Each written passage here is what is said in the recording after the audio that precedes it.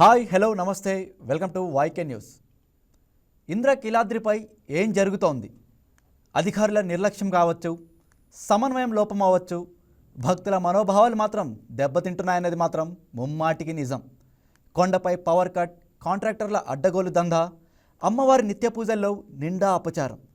అమ్మలను కన్నా అమ్మ సన్నిధిలో ప్రతిరోజు ఏదో ఒక గొడవ. విజయవాడ కనకదుర్గమ్మ గుడిలో ఏం జరుగుతోంది?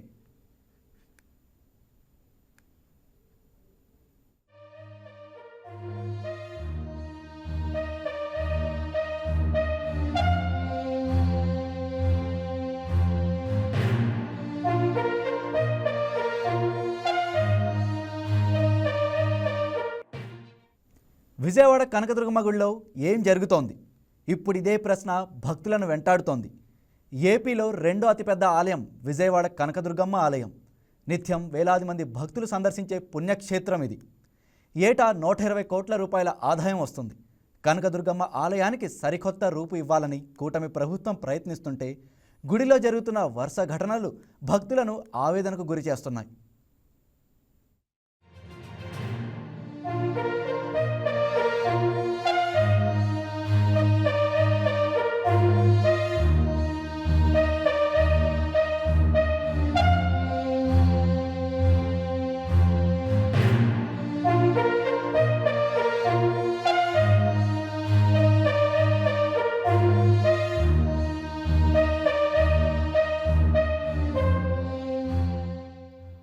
మహిషాసుర మర్దిని, బ్రహ్మ తేజస్విని, శుద్ధ స్ఫటిక రూపిణి అయిన కనకదుర్గమ్మ కొలిచిన వారికి కొంగు బంగారం.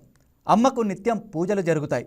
వీటిలో ఖడ్గమాల, లక్ష కుంకుమార్చన, స్వర్ణ పుష్పాలతో అర్చన, శ్రీచక్రార్చన, చండీహోమం, శాంతి కళ్యాణం ఇవి ప్రధాన పూజలు. అయితే శ్రీచక్ర నవావరణార్చనలో అభిషేకానికి వినియోగించే ఆవు పాలలో పురుగులు కనిపించాయంటూ వేద పండితులు అర్చనను నిలిపివేయడం రాష్ట్ర వ్యాప్తంగా కలకలం రేపింది.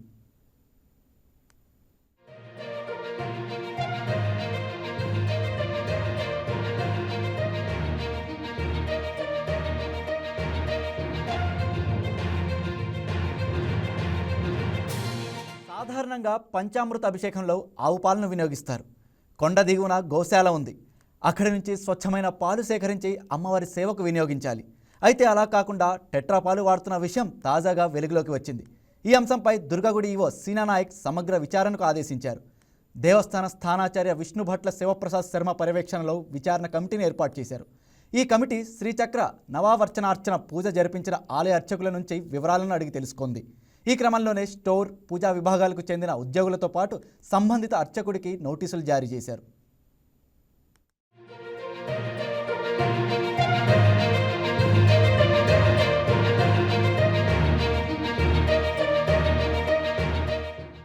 విచారణలో అభిషేకానికి వాడిన బిందె పరిశుభ్రంగా లేకపోవడమే ఈ అపచారానికి కారణమని కమిటీ నిర్ధారించింది.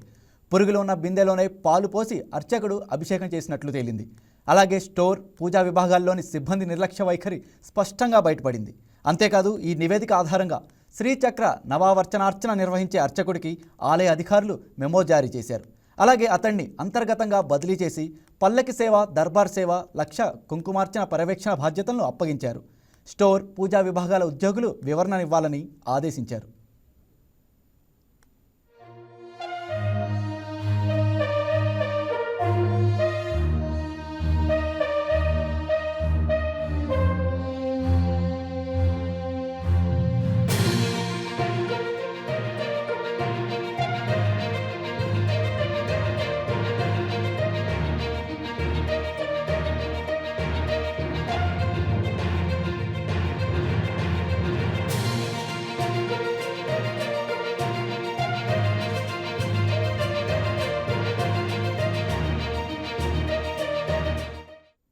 ఆలయంలో జరిగే అన్ని అభిషేకాలకు, పూజలకు గత 15 ఏళ్లుగా టెట్రా పాల ప్యాకెట్లు వాడుతున్నారని వెలుగు చూసింది. అయితే శాస్త్రం ప్రకారం దేవతామూర్తుల అభిషేకానికి, పూజలకు తాజా గోక్షీరం మాత్రమే వాడాలి. పవిత్రమైన పూజకు వాడే వస్తువుల నాణ్యతను తనిఖీ చేయాలి. అలాంటి తనిఖీ జరగడం లేదని తాజా ఉదంతంలో వెలుగులోకి వచ్చింది. ప్యాకెట్ పాలను ఎందుకు వినియోగిస్తున్నారు, ఎప్పటి నుంచి ఇలా జరుగుతోందనే విషయంపై నిజాలు బయటికి రావాలి. కోట్లాది మందికి ఆరాధ్య దైవమైన కనకదుర్గమ్మ ఆలయంలో ఇలాంటి పొరపాట్లు జరగకుండా చర్యలు తీసుకోవాలని భక్తులు ఆ అమ్మవారిని వేడుకుంటున్నారు. అధికారుల్లో ఇప్పటికైనా మార్పు వస్తుందా అనేది కొండంత ప్రశ్నగా నిలుస్తోంది. దీనిపై ఇక మరింత సమాచారాన్ని మా వైకేటీవీ ప్రతినిధి బిందు లైవ్లో అందిస్తారు.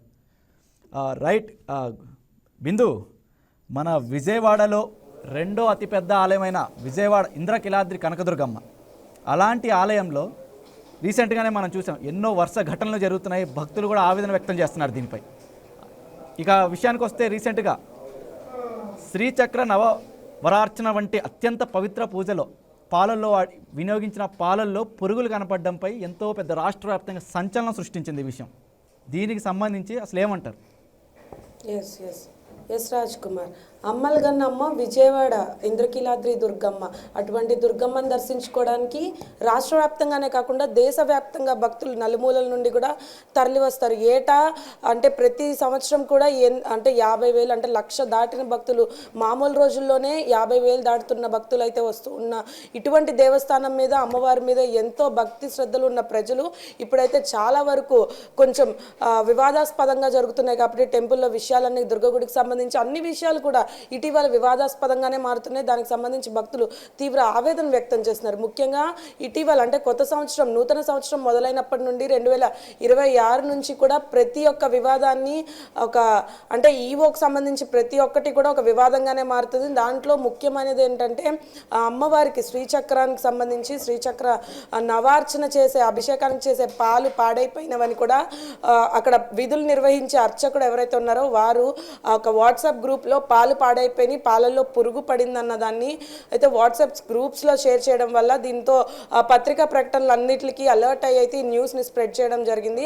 అసలు విషయానికి వస్తే 9వ తారీఖున అమ్మవారికి ప్రతిరోజు అమ్మవారికి అభిషేకం చేస్తాం కాబట్టి, అంటే ఏ దేవస్థానానికి సంబంధించి కొన్ని రూల్స్ అనేవి ఉంటాయి, అంటే ఆచార వ్యవహారాలు అనేవి ఉంటాయి. అట్లానే అంటే కొన్ని దేవస్థానాల్లో మనం చూసుకుంటే డైరెక్ట్గా ప్రతిమకే అభిషేకం చేస్తుంటారు. కానీ అమ్మవారి దేవస్థానానికి సంబంధించి అంటే డైరెక్ట్గా అమ్మవారికి అభిషేకం చేయకుండా శ్రీచక్ర అంటే అమ్మవారి ప్రతిరూపమైన శ్రీచక్రానికి అభిషేకం చేస్తారు. అభిషేకాన్ని చేయడానికి వినియోగించే పాలు ఏవైతే ఉన్నాయో అవి పాడైపోయినాయి. అంటే 9వ తారీఖున ఆ పాలు పాడైపోయినాయి. ఆ పాడైపోయిన పాలతో అయితే అభిషేకాన్ని చేయడానికి రెడీ అయినప్పుడు ఆ అర్చకుడి కంట్లో ఆ పాలు పాడైపోయినట్టు కనిపించాయి. దీనికి సంబంధించి ఆ విధులు నిర్వహిస్తున్న అర్చకులు ఎవరైతే ఉన్నారో ఎస్ సుబ్రహ్మణ్య శర్మ వాట్సాప్ గ్రూపుల్లో అన్నింటిలో కూడా పాలు పాడైపోయినాయి అని చెప్పేసి మొత్తం స్ప్రెడ్ చేయడం జరిగింది. దీనికి సంబంధించి మనం గమనిస్తే సాధారణంగా ఈ పంచామృత అభిషేకంలో కానీ ఇతర దాంట్లో కానీ ఆవు పాలనే వినియోగిస్తారని అంటారు. కానీ గత 15 ఏళ్లుగా దాదాపుగా ఈ టెట్రా పాలనే వినియోగిస్తున్నారని కూడా అంటున్నారు. అసలు ఎందుకు ఇప్పటివరకు దీనిపై ఎవరు ప్రశ్నించలేదు అసలు?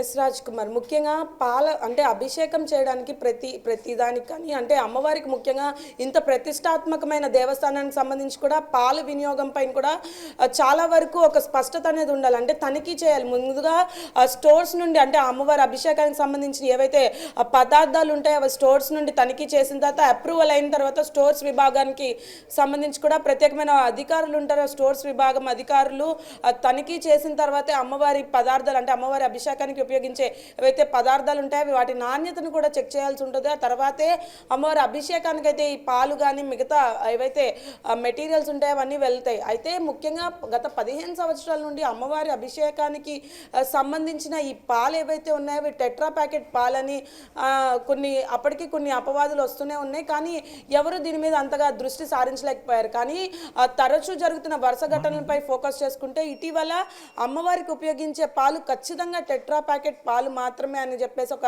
నిర్ధారణకు అయితే వచ్చారంటే అమ్మవారి శ్రీచక్రార్చనకి వాడే పాలు ఖచ్చితంగా గోశాల నుండి తెచ్చిన గోవు పాలు మాత్రమే వాడాలని చెప్పేసి చెప్పడం జరుగుతుంది. అంటే దేవస్థాన ఆచార్య సాంప్రదాయాల ప్రకారం గోవు పాలతో మాత్రమే అమ్మవారి శ్రీచక్రార్చనకి ఉపయోగించాలని కూడా చెప్తారు. అయితే వీళ్ళు చేసిన ఈ అపవాది అంటే ప్యాకెట్ పాలు వాడడం కూడా ఒక అపవాదిగా ఉంది. దీనికి సంబంధించి పలు చోట్ల భక్తులు కానీ అంటే రాష్ట్ర వ్యాప్తంగానే కాకుండా దేశవ్యాప్తంగా ప్రసిద్ధిగాంచిన ఇటువంటి దేవస్థానం మీద తీవ్ర ఆరోపణలు కూడా వస్తున్నాయి. అంటే శ్రీచక్రానికి సంబంధించి టెంపుల్కి మెయిన్ అయిన అమ్మవారి అభిషేకంలోనే లోటుపాట్లు జరిగాయి. అంటే మిగతా విభాగాలు ఎంతవరకు లోటుపాట్లు జరుగుంటాయని కూడా పలు భక్తులు వాపోతున్నారు రాజ్ కుమార్. ముఖ్యంగా ఏదైతే ఈ ఘటనకు మరి ప్రత్యక్ష బాధ్యత ఎవరిదంటారు? అర్చకులదా, స్టోర్ విభాగమా, లేకపోతే ఎవరిది దేవస్థానం అధికారులదా, వాళ్ళ పాలనదంటారా?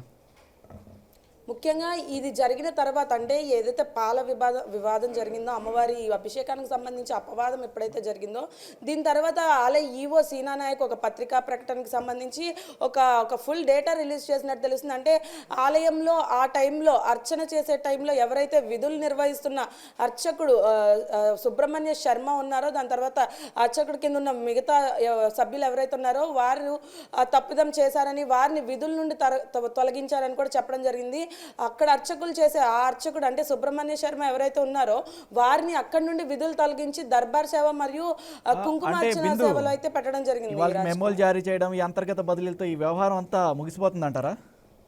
ఎస్ రాజ్ కుమార్, అంటే ఆ ఘటన జరిగిన తర్వాత అంటే 9వ తారీఖు ఈ ఘటన జరిగింది. తర్వాత 2 రోజుల తర్వాత ఈవో అయితే దీనికి స్పందించడం జరిగింది. అంటే 11వ తారీఖు అయితే స్పందించడం జరిగింది. స్పందించిన వెంటనే ఎవరైతే అర్చకులు ఉన్నారో అంటే పాలకు సంబంధించి తప్పు జరిగిందని ఒక పక్కన పెడితే అసలు ఈ వాట్సాప్ గ్రూప్లో షేర్ చేసిన ఏదైతే సంఘటన ఉందో ఆ సంఘటన షేర్ చేసిన అర్చకుడినే బదిలీ చేశారు. అంటే ఆయన్ని అంటే శ్రీచక్ర నవార్చనకు సంబంధించి పూజా విభాగం నుండి దర్బార్ సేవకు బదిలీ చేశారు. అంటే దర్బార్ సేవ మరియు కుంకుమార్చన సేవలో ఉన్న ఎవరైతే ఎస్ రవి ఉన్నారో వారిని తీసుకొచ్చి మళ్ళీ ఈ శ్రీచక్ర నవార్చన పూజకైతే నియమించారు. అంటే ఎవరైతే తప్పు చేశారో వాళ్ళని బదిలీ చేశారు. అంటే తప్పు చూపించడం వల్ల ఈవో ఈ బదిలీ చేశారా లేకపోతే ఏంటన్న దాని మీద కూడా తీవ్ర చర్చలు జరుగుతున్నాయి. ఒకవేళ సంఘటన జరిగిన తర్వాత దాన్ని పరిష్కరించడానికి చూడాలి, కానీ అక్కడున్న అర్చకుడినే మార్చడం అనే దాని మీద కూడా చాలా వివాదాస్పదమైన స్పందనలు కూడా వస్తున్నాయి. టెట్రాపాల్ సరఫరానికి ఏమైనా ఆర్థిక లాభాల కోణం ఉందంటారా? ఏమైనా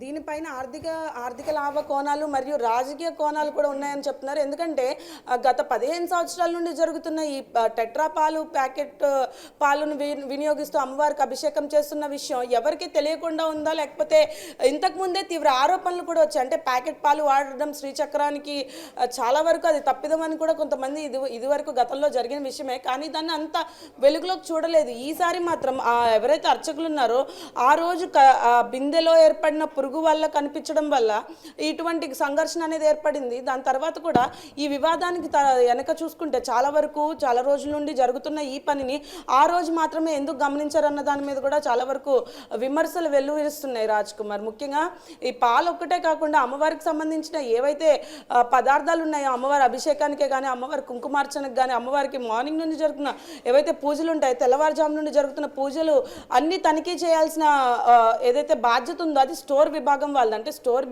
విభాగంలో ప్రతి ఒక్కటి తనిఖీ చేసి చెక్ చేసిన తర్వాతే అమ్మవారి అంతరాలయంలోకి అది ఎలా అవుతుంది. అటువంటివి వాళ్ళందరూ అంటే విధుల్లో ఉన్న వాళ్ళందరినీ ఇప్పుడు ఈవో సీనా నాయక్ ఏం చేశారంటే బదిలీ చేశారు రాజ్ కుమార్. బదిలీ అంటే విధుల నుండి తొలగించలేదు, అక్కడ ఆ స్టోర్స్ విభాగంలో ఉన్న వాళ్ళని కానీ ఇక్కడ శ్రీచక్ర నవార్చన చేసే వాళ్ళని కానీ ఆ విభాగాల నుండి బదిలీ చేశారు తప్పించి వారిని విధుల నుండి తొలగించలేదు. అంటే ఇది ఎప్పటి నుండో జరుగుతుందని సీనా నాయక్ కూడా తెలుసా అని కూడా కొంతమంది భక్తులు వాపోతున్నారు. అంటే ఈ పాల వివాదం అనే కాకుండా తరచుగా ఇంద్రకీలాద్రి మీద ఏదో ఒక వివాదాస్పదమైన వార్త అనేది బయటకు వస్తుంది. తరచు ఇంద్రకీలాద్రి అమ్మవారి దేవస్థానానికి సంబంధించి ఏదో ఒక న్యూస్ బయటికి రావడం, అది చర్చనీయాంశంగా మారడం, దీనికి సంబంధించిన బాధ్యులు ఎవరంటే ఈవో సీనా నాయక్ అన్నట్టు బయటకు రావడం కనిపిస్తుంది.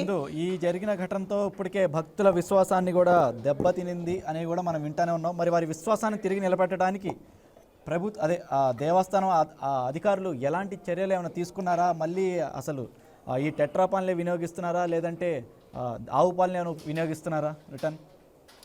రైట్ రాజ్ కుమార్, మనం చూసుకున్నట్లయితే విజయవాడ ఇంద్రకీలాద్రి దేవస్థానానికి ఉన్న ప్రతిష్ట కానీ ప్రఖ్యాతగాంచిన దేవస్థానానికి ఇటువంటి వివాదాల్లో చిక్కుకోవడం అనేది చాలా వరకు కలిసివేసే విషయం అనే చెప్పుకోవచ్చు. అంటే ప్రతిరోజు ఏదో ఒక వివాదం ఏదో ఒక వార్తల్లో వస్తూనే ఉంది. అమ్మవారి దేవస్థానానికి సంబంధించి ఈవోకి సంబంధించి లేదా ఈవోకి చైర్మన్కి ఉన్న అంటే ఫైట్కి సంబంధించి ఏదో ఒక వివాదంలోనే వస్తుంది. దీనికి సంబంధించి అంటే ప్రజలు పట్ల కూడా వారి యొక్క మనోభావాలు దెబ్బతింటున్నాయి. హిందూ ధర్మం కూడా చాలా వరకు దెబ్బతింటుందని కూడా అమ్మవారి దేవస్థానానికి సంబంధించి ఈ విషయాలన్నీ వెలికి రావడం అని కూడా కొంతమంది అంటున్నారు. ఎందుకంటే అమ్మవారి దేవస్థానాన్ని నమ్ముకొని అంటే అమ్మవారు కోరికలు తీర్చే అమ్మవారి దగ్గరే ఆగ్రహం అంటే ఇటువంటి అంటే ఏమైతే దారి దోపిడీలు ముఖ్యంగా మనం నిన్న చూసుకుంటే కాంట్రాక్ట్ దోపిడీలు కానీ ఇటువంటి అవాంఛనీయ ఘటనలు చోటు చేసుకుంటున్నాయి కాబట్టి తరచూ వార్తల్లోకి ఎక్కుతున్నారన్న నేపథ్యం కూడా ఉంది.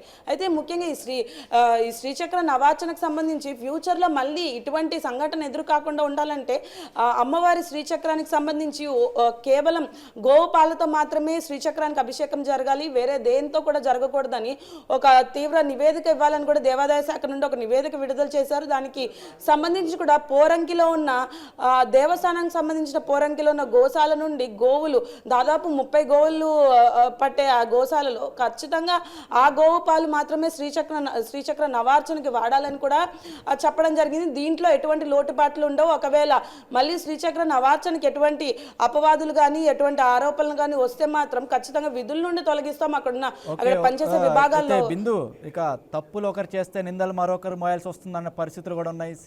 సీనా నాయక్ని కూడా కార్నర్ చేస్తున్నారని కూడా అంటున్నారు. దీనికి సంబంధించి అక్కడ అసలు ఏం జరుగుతుంది, ఎందుకు అలా జరుగుతుంది అంటారు? ఎస్ రాజ్ కుమార్, ముఖ్యంగా మొత్తం అంటే దేవస్థానానికి సంబంధించి ఏ ఆరోపణ వచ్చినా కూడా తప్పు ఒకరు చేస్తే నింద ఇంకొకరు మోస్తున్నారన్న నినాదాన్ని గట్టిగా వినిపిస్తుందనే చెప్పుకోవచ్చు. ఎందుకంటే మొత్తం దేవస్థానంలో ఎటువంటి ఘర్షణ చోటు చేసుకున్నా, ఎటువంటి చిన్న సంఘటన చోటు చేసుకున్నా వెంటనే సీనా నాయక్ని మాత్రమే, అంటే ఈవో సీనా నాయక్ని మాత్రమే పాయింట్అవుట్ చేసి చెప్తున్నారంటే తప్పు ఈవో దగ్గర ఉందా, లేకపోతే ఎటు పాయింట్అవుట్ చేసే భక్తులా, లేకపోతే ఆరోపించే వాళ్ళ దగ్గర ఉందా అన్న దాని గురించి కూడా మనం మాట్లాడుకోవాలి. ఎందుకంటే అక్కడికి సంబంధించి పవర్ కట్ ఇష్యూస్ కానీ, ఏవైతే కాంట్రాక్ట్స్కి సంబంధించి లగేజ్ బ్యాగులు కానీ, కింద పార్కింగ్ కాంట్రాక్ట్ కానీ, ఇవన్నిటికీ సంబంధించి ఖచ్చితంగా ఒక సమాధానం అని చెప్పాల్సింది మాత్రం ఈవో. దీనికి కూడా భక్తులు అంటే తిరిగి ఏమన్నా సమస్య ఏర్పడంగానే ఫస్ట్ ఈవోని మాత్రమే పాయింట్అవుట్ చేస్తున్నారు అనేది ఈవో చాలా వరకు, అంటే ఇదివరకు మనం ఈ ఈవో సీనా నాయక్ని చూసుకుంటే తిరుమల తిరుపతి దేవస్థానంలో అక్కడ ఈవోగా పనిచేసి ఇక్కడికి బదిలీ అయిన ఈయన అక్కడ అంత పర్ఫెక్షన్తో పనిచేసిన ఆయన ఇంద్రకీలాద్రి అమ్మవారి దేవస్థానాన్ని డెవలప్ చేయడంలో కానీ, ఇటువంటి ఘర్షణలు రాకుండా చోటు చేసుకోవడానికి కానీ ఎందుకు ప్రయత్నించట్లేదని చెప్తున్నారు. ప్రతిసారి దేవస్థానానికి సంబంధించి నిధులే కానీ, అంటే హుండీ లెక్కింపులు ఇట్లాంటివి అన్ని బయటకు చెప్తున్నారు కానీ ఎవరైతే తప్పులు చేస్తున్నారో, ఎవరైతే ఇటువంటి సంఘటనలకు పాల్పడుతున్నారో వారి మీద యాక్షన్ ఎందుకు తీసుకోవట్లేదని కూడా చెప్తున్నారు కాంట్రాక్టర్లు. Okay right Bindu, thank you.